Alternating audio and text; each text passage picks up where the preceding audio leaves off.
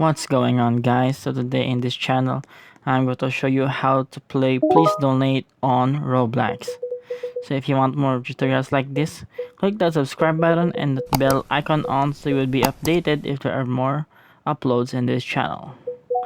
So this will be a very quick tutorial for Please Donate on Roblox. And if you want to follow, just follow my instructions, as this will be very clear and very easy instructions. So let's get started.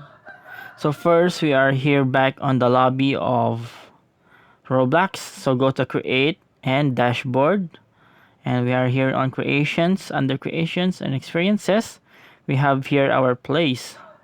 So click on our place, and then after that we'll go to associated items, and we will go to passes.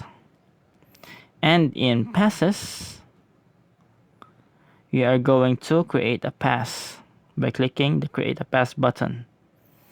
So in here you can upload an image of the pass, just like this one, and also you can name the pass according to you. So just name it. For this tutorial I am going to name it Please Donate.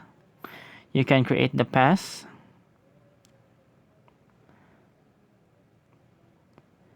and then after that, since you have created the pass already,